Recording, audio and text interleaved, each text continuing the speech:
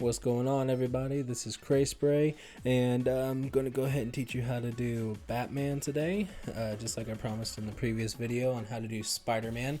Click in that link right there if you want to go ahead and watch that video before this one. So, Batman is actually fairly easy to do. A lot of things I do are actually fairly simple, but once again, all these are crowd pleasers. You can do these in a matter of maybe 10 minutes or so, and usually they sell really well, especially if there's kids watching you if you're doing this stuff live. But I'm going to go ahead and jump right into it. First thing I'm doing is just laying down some base color. This is where the city is going to be. You can make this painting landscape or portrait. It doesn't really matter. But right here, I have a portrait. That's usually where I like to stay as far as this painting goes. I'm laying down some colors that are kind of like Joker colors, you know, like the green, purple, a little bit of yellow in there. And so now on this painting, you're going to use a lot of black. So if you're planning on doing this one a lot, I'd recommend bringing a couple of cans of black. What I'm doing right here on the left side, this is where Batman's a place where he's going to stand, a rock, a pedestal, I don't even know what to call it. But I'm putting down the base color underneath, so that way whenever I scrape away the paint, it'll have a couple of colors underneath it as opposed to just white, so it looks a little bit better. So anyways, like I said, I am spraying down a whole lot of black. You want to make sure that everything is covered, and right then I'm just actually trading out the cap because it actually quit out on me. But anyways, so keep on spraying and spraying. I love how you just about every painting I do, you can see my reflection.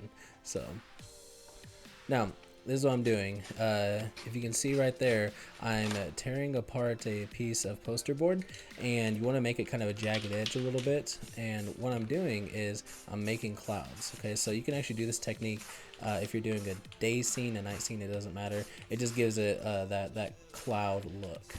So you want to go ahead and make sure you do it all around the backside, because that's going to be the backdrop for the city. And so what I'm going to go ahead and start doing right now is I'm going to start making the city.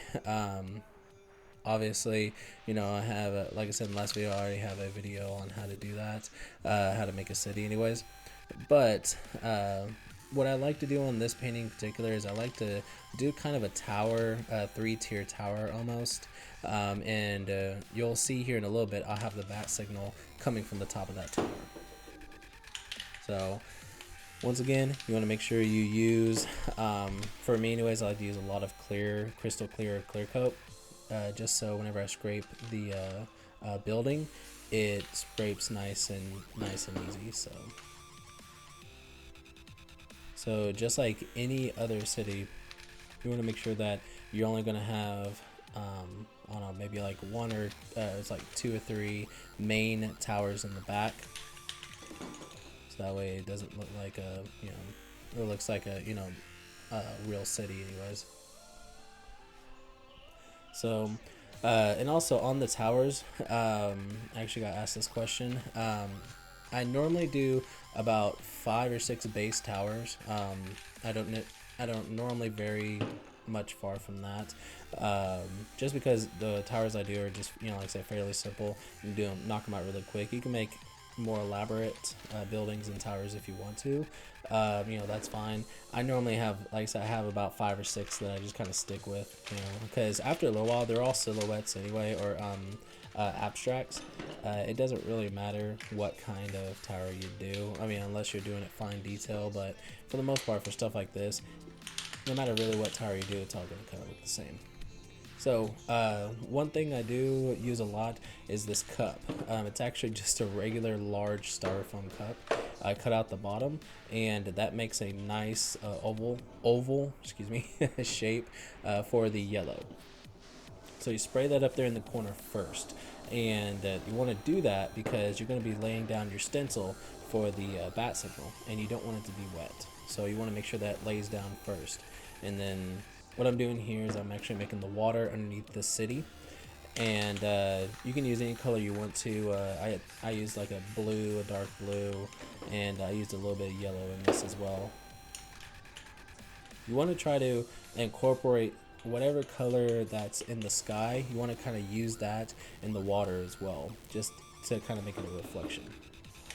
So what I did just then is obviously spray black on the outside of your straight edge, so that way it looks a little bit more defined, a little bit better.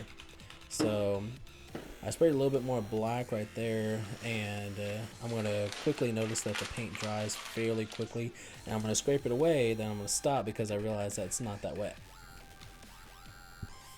So what I do, I bust out the clear coat and I spray more clear coat on there.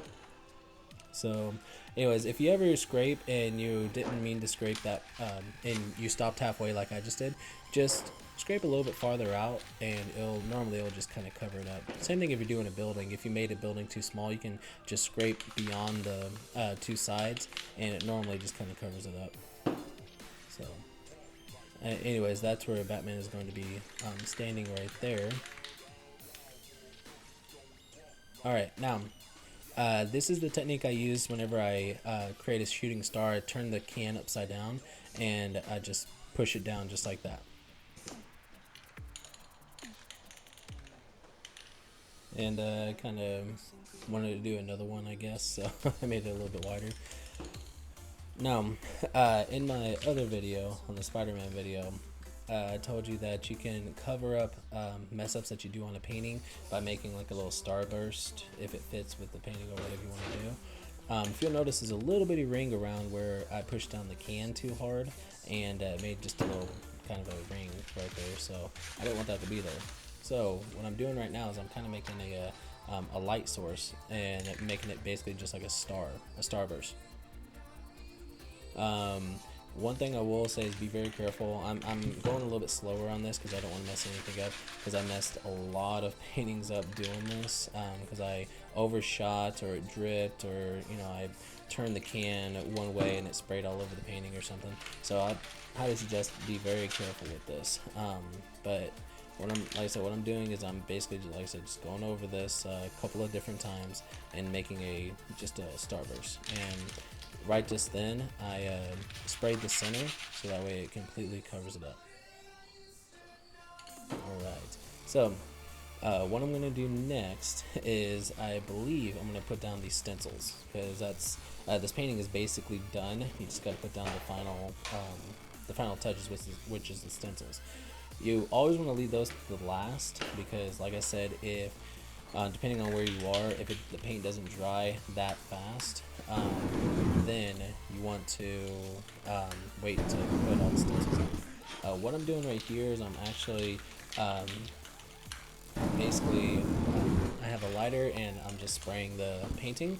The reason I'm doing that is the quick dry the painting. I never do this live, because one, I don't want to blow anything up, and two, it's actually I don't even know if it's legal, I guess, maybe to discharge a fire or to discharge an aerosol can with fire. I'm pretty sure it is illegal in certain parts, but in any case, I'm not going to take a chance. So I don't do that live. I normally just do it in my garage. Now, using the same cup that I used last time, I set it right there at the top, and then I spray just a little bit. And you don't want to spray too much because you don't want it to overrun or anything like that. So, and then if everything is dry, it'll actually look something just like that. That's honestly probably one of the best stencils I've ever done as far as the bat signal goes. I always mess up somehow on it. Now with the Batman one, it's a little bit of a bigger stencil, so you want to be a little bit more careful, because if something sticks even just a little bit, it's gonna mess up the outside of the painting, or the outside of the stencil anyways. So like I said, just spray down just a little bit, make sure everything's covered, and then that came off nice and easy. And so now there's one thing I recommend, is make sure you make your highlight on it. You take your palette knife and then you just go along the front. You want to make sure you're pointing it where the light is showing. So he's facing towards the city, light would be hitting him. That's where you want to put it. You don't want to put it on his back or anything like that. It wouldn't make sense and it wouldn't look good. So And then last thing you do is just kind of cover up a little bit with the same paper you used last time to make some clouds. And then I always put a little bit of fog around his feet. One, it covers up the bottom half of that stencil, and it makes it look a little bit better. So, and last thing I'm gonna do is just sign the painting, and you are done. This is a baseline. You can do whatever you want with this. You can modify it however you want to. Just have fun. Alright, so as you can see, this is not the painting I just did. I actually didn't take a picture of that one before I gave it away, so that was kind of stupid. But this is one of my older ones, and as you can see, you can vary on the colors, do whatever you really want with it. But that is actually it for this video, guys. Be sure to click any of the links on the screen right there, and also do subscribe, because once again, I got loads of things coming your way. Also, leave me a comment down below, and I will respond to any and all that I get, and leave me some ideas on what you want to see me do next, regardless if that's another city or that's a different superhero, whatever it is. So but as for now, my name is Crayspray. Have a good day.